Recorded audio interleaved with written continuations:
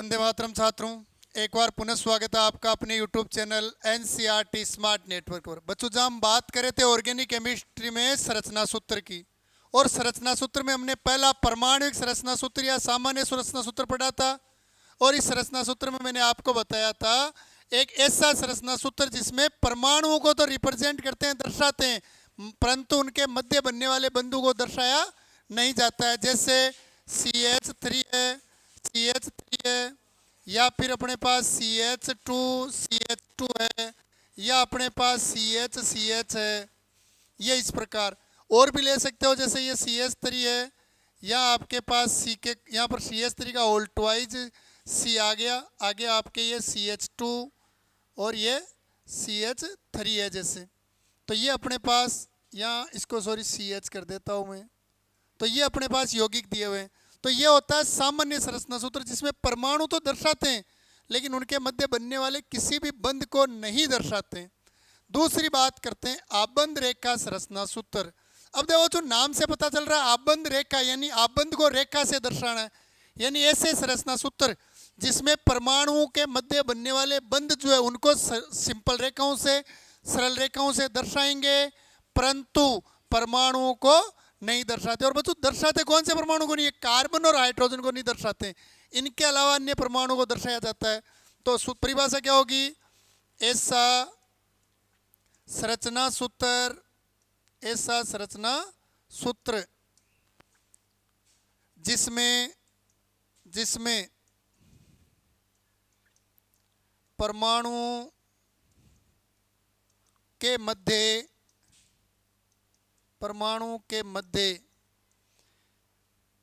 बनने वाले बंध, और इसमें भी हम एक छोटा सा चेंजेस कर देते। एक काम करो, जिसमें कार्बन परमाणुओं के मध्य बनने वाले बंधों को सरल रेखाओं से दर्शाया जाता है, परंतु कार्बन व हाइड्रोजन परमाणुओं को नहीं दर्शाते हैं, परमाणुओं को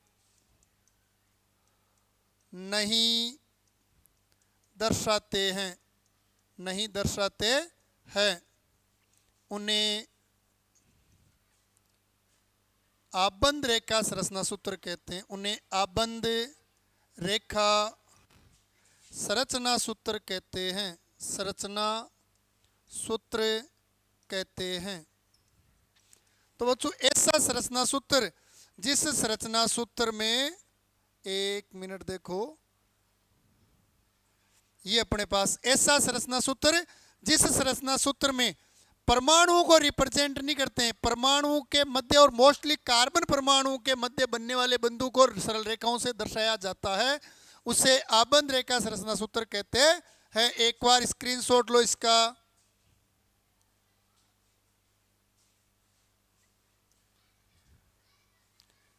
ठीक है, अब देखो इसके नियम लिखते हैं, आबंध रेखा संरचना सूत्र के कुछ नियम। आबंध रेखा संरचना सूत्र के नियम या विशेषता। संरचना सूत्र की विशेषताएं, इसकी विशेषताएं क्या होती है वो देखो, उनकी बात करते हैं। परिभाषा के बाद ये विशेषताएं अगर आपने समझ ली तो ये सूत्र आपको आने लग जाएंगे। पहली विशेषता, जहां दो या दो से अधिक बंध मिलते हैं, वह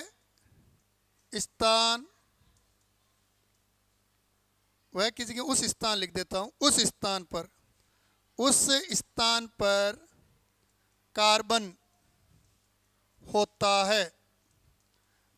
होता है। पहली चीज, चाहे दो बंद मिले, चाहे तीन मिले, चाहे चार बंद मिले, जिस जगह दो या दो से ज्यादा बंधों का मिलान हो रहा है वो स्थान कार्बन होता है, जिसको दर्शाया नहीं जाता। आपको खुद को पता करना है कि भाई यहाँ बंद मिल रहा है मतलब वो कार्बन है।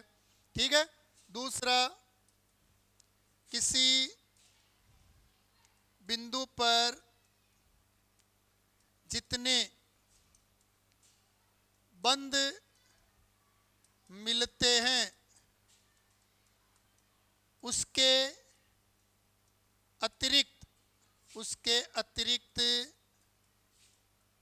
4 से कम, 4 मिलते हैं उसके अतिरिक्त 4 से शेष कम, 4 से शेष कम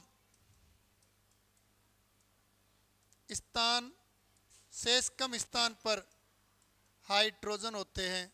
यानी जहां बंद मिल रहे हैं वहां मान लो 3 बंद मिल रहे हैं, तो 4 से कम कितना रह गया? 1, तो वहां 1 हाइड्रोजन है। अगर मान लो 2 बंद मिल रहे हैं तो खाली जगह 2 रह गई, मतलब वहां 2 हाइड्रोजन है। कम स्थान पर हाइड्रोजन होते हैं। श्रृंखला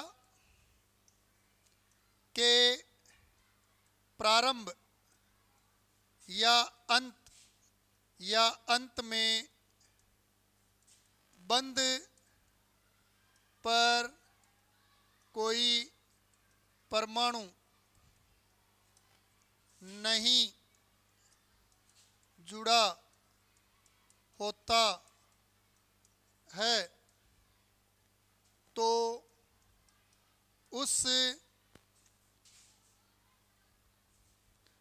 उस स्थान पर कार्बन होता है। यानी क्या तो बंध के प्रारंभ में या बंध के अंत में अगर कोई परमाणु नहीं है तो इसका मतलब वहां आपको कार्बन क्या करना है? इंडिकेट करना है। एक बार स्क्रीनशॉट लो इसका, एक बार स्क्रीनशॉट लो।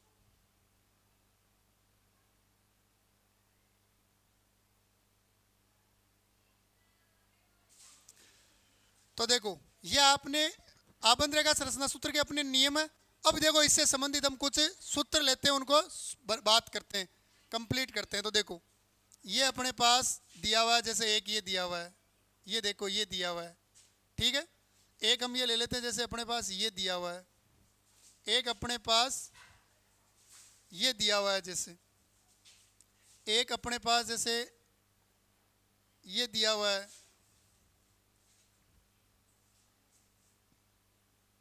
ये अपने पास ये दिया हुआ है जैसे। ठीक है। तो अब इनको हम संरचना सूत्र को हम कंप्लीट करते हैं। तो देखो जहां बंद मिल रहे हैं वो स्थान कार्बन है, तो यहां बंद मिल रहे हैं मतलब ये कार्बन है, ये क्या है? कार्बन। यहां बंद मिल रहे हैं मतलब ये भी कार्बन, यहां बंद मिल रहे हैं मतलब ये कार्बन है। क्लियर। इसके अलावा देखो ये बंद के प्रारंभ पर कुछ अन्य परमाणु लिखा हुआ है, कुछ भी अपने कुछ भी दिखाई नहीं दे रहा, मतलब ये क्या है? कार्बन। इस बंद के अंत में कुछ दिखाई दे रहा है? नहीं दिखाई दे रहा, मतलब ये क्या? कार्बन। यानी इस व्यवस्था को लिखूं तो देखो एक कार्बन सिंगल बंद, फिर कार्बन, फिर सिंगल बंद, फिर कार्बन, फिर सिंगल बंद, 1 2 3 4 5, तो ये 5 सिंगल बंद और कार्बन है। ठीक है। 1 मिनट। तो देखो अब यहाँ पर ये 5 कार्बन हो गए। अब कार्बन की संयोजकताएं पूरी करनी है। तो देखो इस कार्बन पर आपको केवल एक ही बंद दिखाई दे रहा है, मतलब 3 संयोजकताएं खाली है, मतलब इस पर ये 3 हाइड्रोजन है अपने। इस कार्बन पर क्या है? 3 हाइड्रोजन। इस कार्बन पर देखो 1 और 2 बंद दिखाई दे रहे हैं, मतलब यहाँ 2 हाइड्रोजन है। इस कार्बन पर देखो फिर ये 2 ही बंद दिखाई दे रहे हैं, मतलब 2 हाइड्रोजन है। इस पर भी देखो 2 ही बंद दिखाई दे रहे हैं, मतलब 2 हाइड्रोजन है। और इस कार्बन पर एक ही बंद दिखाई दे रहा है, मतलब 3 हाइड्रोजन। यानी इस अणु का आबंध रेखा संरचना सूत्र है ये। इसी प्रकार अगले में देख लो, यहाँ पर बंद मिल रहे हैं, मतलब ये तो कार्बन है ही डेफिनेट। इस बंद के प्रारंभ में कुछ भी नहीं है, मतलब ये भी कार्बन है। इस बंद के प्रारंभ में कुछ भी नहीं है, मतलब ये भी कार्बन है। और देखो इस बंद के प्रारंभ में कुछ भी नहीं है, मतलब ये भी क्या है? कार्बन। अब इनको आपको पूरा करना है, तो देखो वैसा वैसा लिखता हूँ। ये लिख दिया कार्बन, इस पर 1 कार्बन, ये 2 कार्बन और ये 3 कार्बन जुड़े हुए। वैलेंसी पूरी करनी है। एक कार्बन पर देखो यहाँ 1 बंद दिखाई दे रहा है, मतलब 3 संयोजकताएं खाली है, मतलब यहाँ 3 हाइड्रोजन है। इस कार्बन पर देखो आपको 1 2 3 बंद दिखाई दे रहे हैं, मतलब एक वैलेंसी रिक्त है। 4 से 1 कम है तो यहाँ 1 हाइड्रोजन है। इस पर देखो 1 बंद दिखाई दे रहा है, मतलब 3 हाइड्रोजन है। इस पर देखो 1 ही बंद दिखाई दे रहा है, मतलब 3 हाइड्रोजन है। यानी इस अणु का आबंध रेखा संरचना सूत्र ये है। ये आपका पहला एग्जाम्पल है जिसका आबंध रेखा संरचना सूत्र ये है। ये दूसरा एग्जाम्पल है। इस आबंध रेखा संरचना सूत्र का सूत्र ये है। यही चीज यहाँ देखो, यहाँ बंध मिल रहे हैं मतलब ये तो कार्बन हो गया, इस बंध के प्रारंभ में कुछ भी नहीं है मतलब ये भी कार्बन, इसके अंत में कुछ नहीं है मतलब ये भी कार्बन, यहाँ देखो कुछ नहीं है मतलब ये भी कार्बन, यहाँ कुछ नहीं है मतलब ये भी कार्बन। इसकी अगर हम संरचना बनाए तो क्या बनेगी, ये एक कार्बन जिस पर ये ऊपर कार्बन, ये साइड में कार्बन, ये कार्बन और यहाँ पर ये कार्बन। ठीक है, उदाहरण नंबर 3 में। अब देखो इनकी वैलेंसी पूरी करते हैं। भाई इस कार्बन पर एक ही बंध दिखाई दे रहा है मतलब 3 हाइड्रोजन है, इस कार्बन पर एक ही बंध है मतलब 3 हाइड्रोजन है, इस पर एक ही बंध है मतलब 3 हाइड्रोजन, और इस पर एक ही बंध है मतलब 3 हाइड्रोजन। ये इसके तीसरे का हो गया। लास्ट में ये चौथा देखो, इसके लिए देख लेते हैं। चौथे में यहाँ अन्य परमाणु है मतलब बच्चों अभी ये कार्बन नहीं है, यहाँ बंध मिल रहे हैं मतलब ये कार्बन है आपके, यहाँ बंध मिल रहे हैं मतलब ये भी कार्बन है, यहाँ बंध मिल रहे हैं मतलब ये कार्बन है, यहाँ बंध मिल रहे हैं मतलब ये कार्बन है, यहाँ H लिखा हुआ है, परमाणु लिखा हुआ है मतलब यहाँ कार्बन नहीं है। तो लिखेंगे कैसे, देखो ये ब्रोमीन, ये जुड़ा हुआ है इस कार्बन से, ये कार्बन इस कार्बन से, ये कार्बन इस कार्बन से, ये कार्बन इस कार्बन से, इस पर ये H जुड़ा हुआ है। वैलेंसी पूरी करते हैं। देखो एक बंध दो बंध मतलब 2 हाइड्रोजन है, तो इस पर ये 2 हाइड्रोजन, एक और 2 बंध मतलब इस पर 2 हाइड्रोजन है, एक और 2 बंध मतलब इस पर 2 हाइड्रोजन है, एक बंध 1 हाइड्रोजन तो है और 2 और, यानी टोटल 3 हाइड्रोजन है। तो ये इस अणु की संरचना है। या ये या यहाँ पर इसके लिए ये और ये इसका यह आपके 4 संरचना सूत्र दिए हुए आबंध रेखा संरचना सूत्र, जिनकी संरचना ये होती है। एक बार स्क्रीनशॉट लो देखे इसका।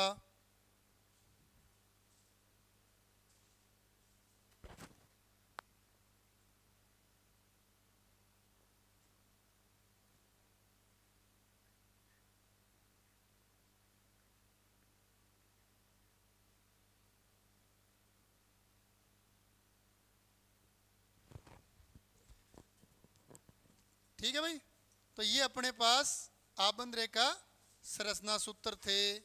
क्लियर। कुछ उदाहरण और देखते हैं, इसके अलावा स्क्रीनशॉट ले लिया हो तो देखो कुछ एक उदाहरण और ले लेते हैं। ये अपने पास जैसे दिया हुआ है यहाँ पर, ये इस प्रकार, फिर यहाँ पर बंद, ये बंद, यहाँ पर आपको एक बंद और दिया हुआ है, यहाँ आपके Cl लिखा हुआ है। तो इसकी संरचना देखते हैं हम। तो देखो जहां बंद मिल रहे हैं वो स्थान आपका कार्बन है, जहां बंद मिल रहे हैं वो क्या है, कार्बन, मतलब ये कार्बन है, यहाँ बंद मिल रहे हैं मतलब ये कार्बन है। बंद के प्रारंभ में कुछ भी नहीं जुड़ा मतलब ये भी कार्बन है, बंद के अंत में देखो जुड़ा हुआ है, अगर जुड़ा हुआ नहीं होता तो कार्बन होता, लेकिन यहाँ Cl जुड़ा हुआ है मतलब कार्बन नहीं है। तो इसकी अगर मैं संरचना बताऊं आपको तो क्या हो जाएगी, एक कार्बन, सिंगल बंद कार्बन, फिर डबल बंद कार्बन, फिर सिंगल बंद Cl। अब इनकी वैलेंसी पूरी कर दो। कार्बन की संयोजकता 4 होती है, अपने को एक बंद दिखाई दे रहा है मतलब यहाँ 3 हाइड्रोजन है। इस कार्बन पर देखो 3 बंद बने हुए हैं मतलब वैलेंसी एक रिक्त है, मतलब इस पर 1 हाइड्रोजन है।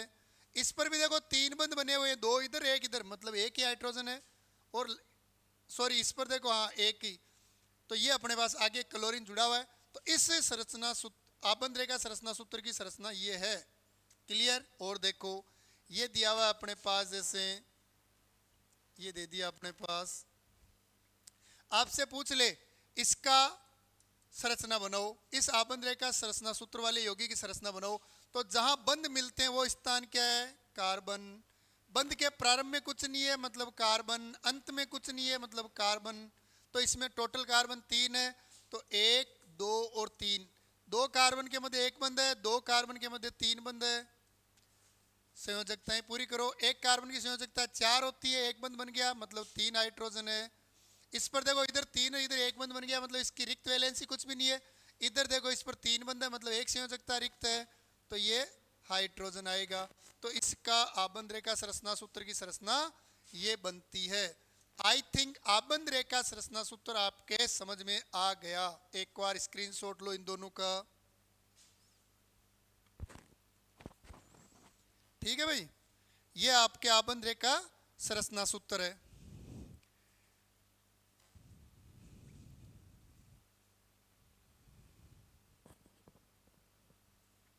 अब इसके बाद हम बात करेंगे कार्बनिक यौगिकों के नामकरण की। संरचना सूत्र के बाद बात करते हैं कार्बनिक यौगिकों के नामकरण की। कार्बनिक यौगिक या हाइड्रोकार्बन, कार्बनिक यौगिकों के नामकरण की, यौगिकों का नामकरण। तो बच्चों कार्बनिक यौगिकों का नामकरण पढ़ेंगे तो आपको पहले कुछ पूर्व लगन देखने अपने को कुछ। तो बच्चों पूर्व लगन, पूर्व मतलब पहले, लगन यानी लगने वाले, नाम में पहले लिखे जाने वाले, पहले लिखे जाने वाले, लिखे जाने वाले, यानी आपको नाम में पहले क्या लिखना है उनकी बात करते हैं। और यहां हम बात करते हैं मूल पूर्व लगन। तो बच्चों मूल पूर्व लगन का निर्धारण कार्बन की संख्या के आधार पर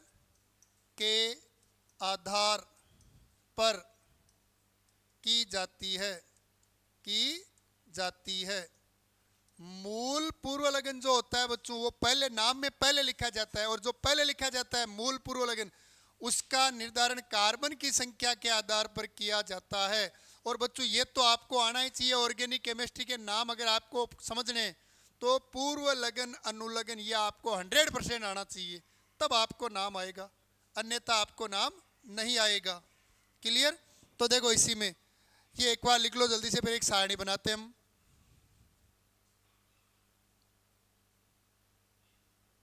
तो अब इसमें एक सारणी बनाते हैं हम। तो यहां पर देखो एक तरफ लिख लेते हैं हम पूर्व कार्बन की संख्या, और एक तरफ लिख लेते हैं हम पूर्व लगन। ये बच्चों आने ही चाहिए आपको, ये अगर नहीं आ रहे हैं मतलब आप नामकरण सीख ही नहीं पाओगे।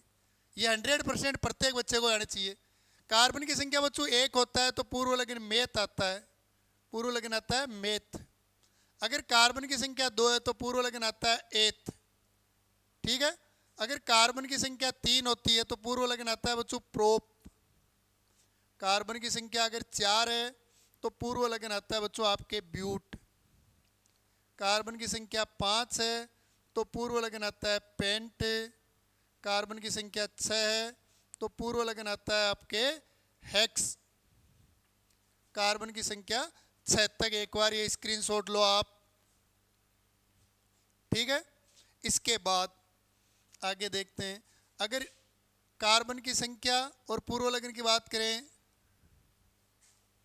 कार्बन की संख्या और पूर्व लगन, तो अगर कार्बन की संख्या 1 है तो मेथ, 2 है तो एथ, 3 है तो प्रोप, 4 है तो ब्यूट, 5 है तो पेंट, 6 है तो हेक्स। इसी प्रकार कार्बन की संख्या अगर 7 है तो पूर्व लगन हेप्ट आता है बच्चों।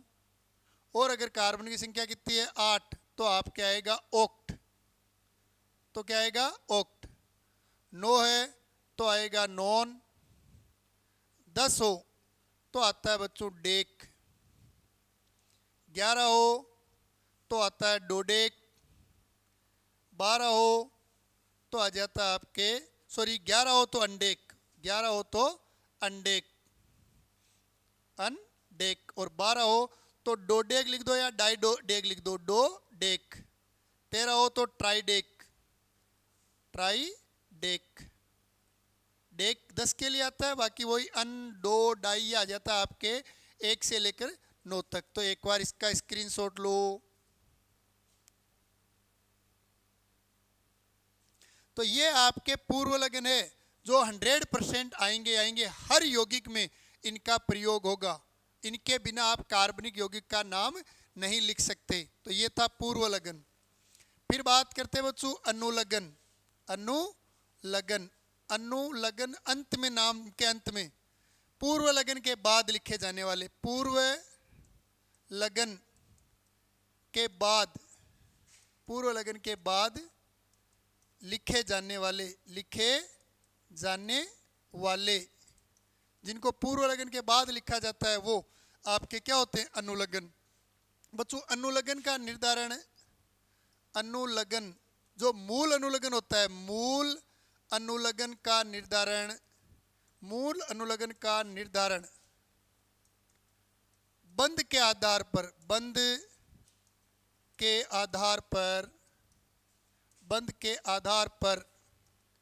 किया जाता है। बंध के आधार पर किया जाता है, तो आपके जो मूल अनुलग्न होता है उसका निर्धारण क्या करते हैं, बंध के आधार पर। तो एक तरफ लिख देता हूं मैं बंध और एक तरफ लिखता हूं मैं अनुलग्न। अगर बच्चों कार्बन कार्बन के मध्य एकल बंध है, जिसको आप इंग्लिश में सिंगल बॉन्ड कहते हो, एकल बंध है, तो अनुलग्न आता है क्या आपके एन, क्या आता है एन। अगर द्विबंध यानी डबल बॉन्ड है तो अनुलग्न आता है आपके इन। और बच्चों अगर त्रिबंध है, ट्रिपल बॉन्ड है, तो आपके अनुलग्न क्या आता है आइन, तो अनुलग्न आता है आइन। और इन्हीं एल्केन के जो इनमें पूर्व लगन और जो ये अनुलग्न है, इन्हीं को मिलाकर और कार्बनिक यौगिकों का नामकरण किया जाता है। एक बार इसका स्क्रीनशॉट लो आप।